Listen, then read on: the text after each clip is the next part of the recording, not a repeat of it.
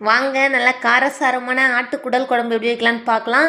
நான் வந்து ஆட்டுக்குடலை க்ளீன் பண்ணி வச்சுருக்கேன். அது எப்படி க்ளீன் பண்ணணுன்னா, ஆட்டுக்குடல் வாங்கிட்டு வந்தோடனே கட் பண்ணாலும் கட் பண்ணலைனாலும் 2 டைம் நம்ம அலசிட்டு தான் கட் பண்ணணும். கட் பண்ணிவிட்டு ஒரு அலசிட்டு கொஞ்சமாக மஞ்சள் தூள் உப்பும் போட்டு கல் உப்பு போட்டு அடுப்பில் வைக்கணுங்க. ஒரு ஆவி விட்டால் போதும், பொலிம்பி வந்துடும்.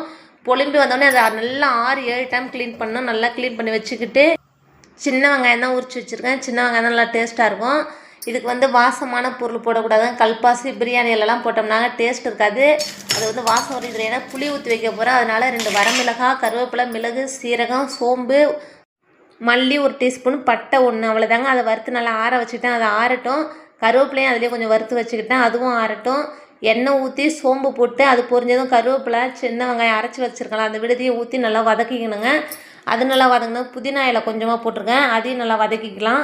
வதங்கினதும் 3 தக்காளி எடுத்து அது மிக்ஸி ஜாரில் அடிச்சுக்கலாம். அதுக்குள்ளே கொஞ்சமாக 1 டீஸ்பூன் இஞ்சி பூண்டு விழுது நல்லா வதங்கணும். வதங்கின உடனே அரைச்சி வச்சுருக்கிற தக்காளி விழுதியும் ஊற்றிக்கலாம். அதுவும் நல்லா வதங்கட்டும். நல்லா வதங்கினா தான் டேஸ்ட்டு கிடைக்கும். இது போல் வச்சு பாருங்கள், செம்ம டேஸ்ட்டாக இருக்குங்க ஆட்டுக்குடல் குழம்பு.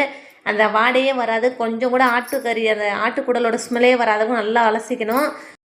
1 டீஸ்பூன் கல்லுப்பு, மஞ்சள் தூள் கொஞ்சமாக போட்டு 7 விசில் விட்டு எடுத்துக்கலாங்க. அவ்வளோதான். 1 டீஸ்பூன் மிளகாய்த்தூள், 1 டீஸ்பூன் கரம் மசாலா, 1 டீஸ்பூன் மல்லித்தூள், 1 டீஸ்பூன் மட்டன் மசாலா, இதெல்லாம் வந்து நல்லா வதக்கிக்கலாம். வதங்கின உடனே அரைச்சி வச்சுருக்கிற மசாலாவையும் ஊற்றி நல்லா கிண்டிக்கலாங்க. அதுவும் நல்லா வதங்கட்டும். வதங்கினதும் வேக வச்சுருக்கிற குடலையும் ஊற்றி நல்லா கிண்டிக்கலாம். கிண்டிக்கிட்டு உங்களுக்கு வந்துட்டு தண்ணியாக வேணால் தண்ணி கொஞ்சம் ஊற்றிக்கலாம். தண்ணி தேவைன்னா புளி கரைச்சி வச்சதை மட்டுமே ஊற்றிக்கலாம்.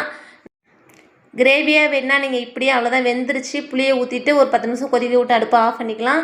நான் வந்து மிக்ஸி ஜாரையும் கழுவி ஊற்றி அப்புறம் புளியும் கரைச்சி ஊற்றி வேணுங்கிற அளவு உப்பை போட்டுக்கிட்டு கொதிக்க விட்றேங்க. எனக்கு கொஞ்சம் குழம்பு 2-3 வேளைக்கு அதிகமாக வேணுன்றதுனால. இல்லை கிரேவி மட்டும் போதுனாக்க நீங்கள் தண்ணி அதிகம் ஊற்ற வேண்டாம்.